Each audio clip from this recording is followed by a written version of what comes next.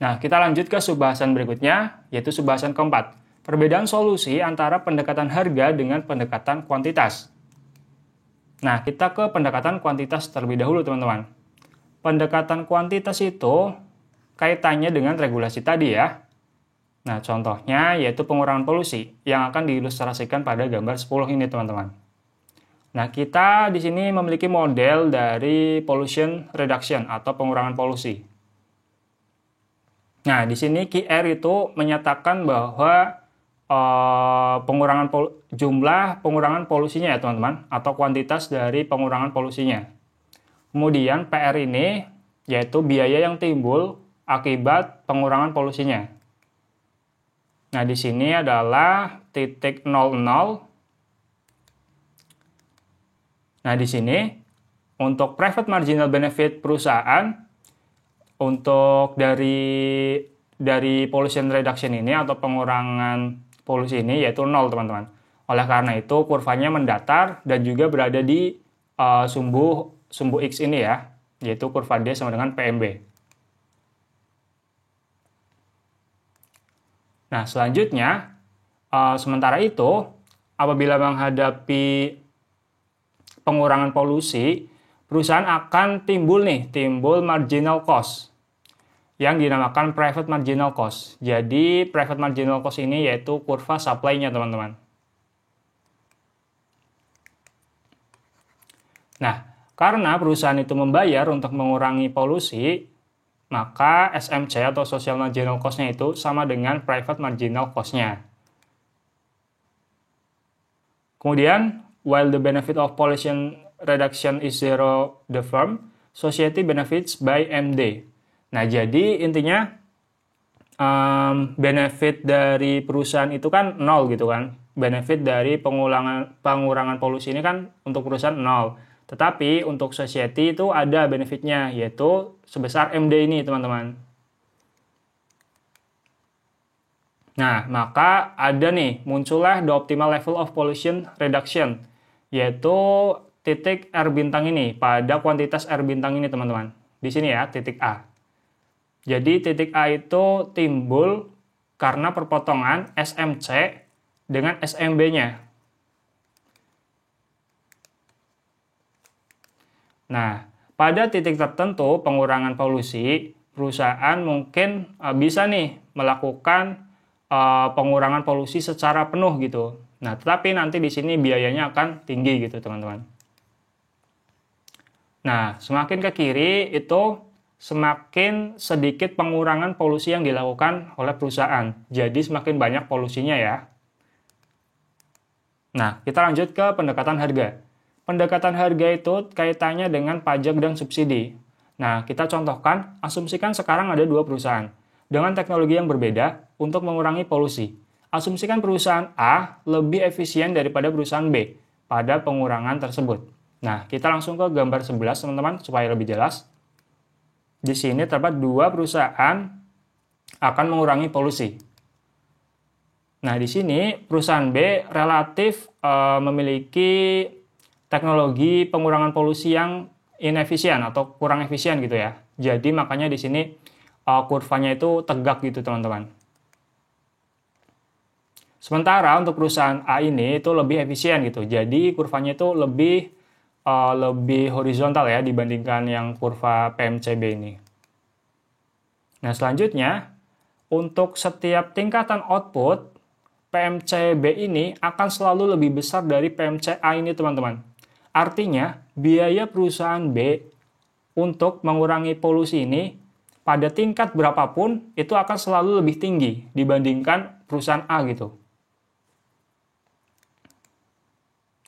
Nah, selanjutnya di sini untuk mendapatkan total marginal cost kita jumlahkan secara horizontal. Nah, misalkan kan seperti ini ya, teman-teman. Nah, misal di sini itu perusahaan punya 10 gitu. Misal di sini perusahaan mengurangi polusinya itu 15 gitu. Nah, jadi untuk yang titik biru ini didapatkan dari 10 ditambah 15 gitu, teman-teman. Jadi di sini itu 25. Nah, seperti itu ya untuk mencari total marginal cost-nya.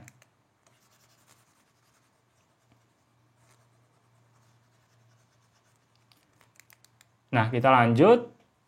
Kemudian kurva SM Kita lanjut, kurva SMB ini sama seperti sebelumnya ya. Jadi marginal damage sama dengan social marginal benefit. Kemudian the efficient level of pollution reduction is the same as before.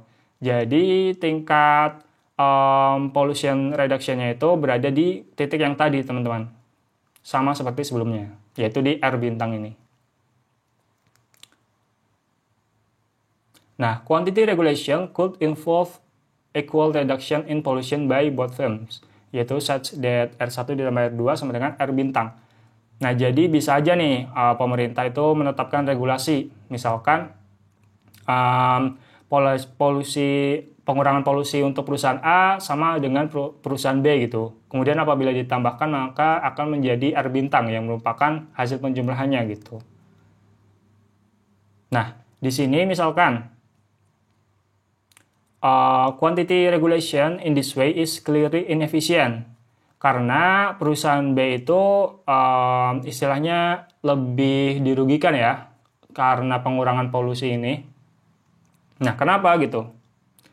Nah, karena ya perusahaan si B ini akan mengeluarkan biaya yang lebih besar gitu dibandingkan perusahaan A gitu. Misalkan kan di sini ya, di titik ini RA, RB gitu. Di kuantitas ini pada level ini, untuk perusahaan B itu mengeluarkan 15 gitu misalkan, $15 gitu. Nah, tapi untuk perusahaan si A ini cuma mengeluarkan $10 gitu. Jadi kan di sini perusahaan B kan lebih dirugikan gitu intinya.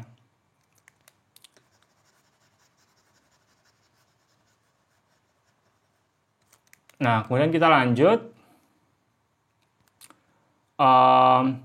Kemudian regulasi yang efisien itu gimana sih sebenarnya? Nah, karena yang kuantitas tadi kan nggak efisien tuh. Nah, sebenarnya yang efisien itu kebijakan yang gimana? Nah, itu kebijakan yang menetapkan bahwa marginal cost-nya itu sama untuk setiap perusahaan, yaitu sama dengan SMB atau social marginal benefit-nya. Jadi kita tarik garis di sini. Nah, maka di sini akan timbul kuantitas yang berbeda-beda nih pengurangan polusinya. Untuk perusahaan B yaitu di sini, untuk perusahaan A yaitu di sini gitu. Nah, apabila kita paksakan pajaknya yaitu tax sama dengan MD, tax sama dengan marginal damage, maka tingkat output seperti ini itu mungkin saja terjadi gitu. Perusahaan B pada tingkat RB ini dan perusahaan A pada tingkat RA ini, teman-teman. Nah, kita ke subbahasan kelima, yaitu solusi regulasi dengan tradable permit. Nah, konsepnya, pilihan terakhir adalah regulasi kuantitas dengan izin yang dapat diperdagangkan. Nah, hal ini adalah untuk, yang pertama, mengeluarkan izin yang memungkinkan perusahaan untuk membuat polusi. Jadi, setiap perusahaan itu punya izin ya, maksudnya maksimal membuat polusi itu seberapa gitu, itu ada aturannya gitu. Nah, kemudian yang kedua, memperbolehkan perusahaan untuk memperdagangkan izinnya gitu. Jadi kan perusahaan A sama perusahaan B kan sama-sama punya izin gitu kan. Nah, tapi izin itu bisa saling dijual belikan gitu. Nah, ini contohnya ya teman-teman. Misalkan tadi kan perusahaan B kan lebih agak tegak gitu ya. Kemudian yang A agak horizontal. Nah, kita misalkan kan tadi ada kebijakan yang inefisien itu teman-teman, yaitu yang garis hitam ini. Nah, pada tingkat pengurangan polusi 100 ini, itu kan perusahaan B itu dirugikan ya tadi ya, karena dia biayanya lebih tinggi nih di sini.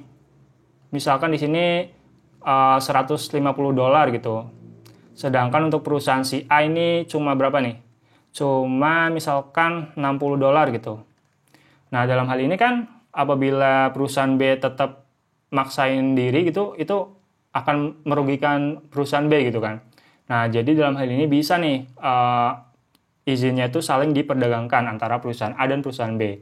Misalkan perusahaan A ini menjual izinnya teman-teman. Jadi perusahaan A itu sama B nego nih. A sama B nego. Kan masing-masing punya pengurangan polusi itu 100 ya teman-teman. Masing-masing punya pengurangan polusi itu 100 gitu. Jadi yang A punya 100, yang B punya 100. Nah, misalkan si perusahaan B ini dia ingin bahwa pengurangan polusinya itu cuma 50 aja gitu. Biar dia bisa menimbulkan polusi yang lebih banyak gitu. Tapi nggak apa-apa gitu. Nanti bayar gitu, bayar ke yang A gitu.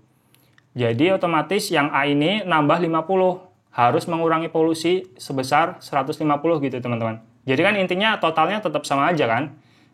Totalnya tetap, maaf, jumlahnya ke sebelah kanannya ya, atau kiri di sini.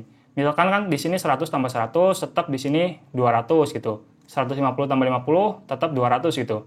Jadi kan intinya sama-sama 200 gitu totalnya. Jadi nggak masalah gitu selama A dan B itu sepakat gitu. Jadi misalkan jika sepakat, misal perusahaan si B hanya mengurangi polusi sebesar 50, maka yang tadinya misalkan titiknya di sini A, dia bisa mengurangi polusinya hanya 50, yaitu di sini teman-teman. Misalkan di sini 50 ya. Nah, di titik B. Nah, jadi mungkin dengan mengurangi polusi yang lebih sedikit, perusahaan bisa menimbulkan polusi yang lebih banyak kan? Nah, artinya mungkin perusahaan bisa meningkatkan output produksinya lebih banyak lagi gitu. Nah, sedangkan untuk yang A, perusahaan A sebaliknya ya, tadinya pengurangan polusinya tuh diwajibkan misalkan 100 gitu. Tapi karena tadi udah dijual gitu, jadi dia wajibnya sekarang 150 teman-teman, yaitu ada di titik sini. Jadi pergeserannya dari titik C ke titik D ya. Nah, dia lebih banyak harus mengurangi polusinya. Artinya polusi yang ditimbulkan harus lebih sedikit nih si A. Nah, seperti itu teman-teman. Jadi izin antara dua perusahaan itu bisa saling diperjualbelikan selama kedua perusahaan itu sepakat gitu. Karena yang terpenting itu totalnya teman-teman, total dari perusahaan-perusahaan itu gitu. Selama masih sama totalnya gitu, itu masih boleh gitu. Nah, sekian dari aku. Terima kasih, dan sumbernya adalah PPT Gruber serta PPT Yesinedo. Terima kasih banyak. Kurang lebihnya mohon maaf. Wassalamualaikum warahmatullahi wabarakatuh.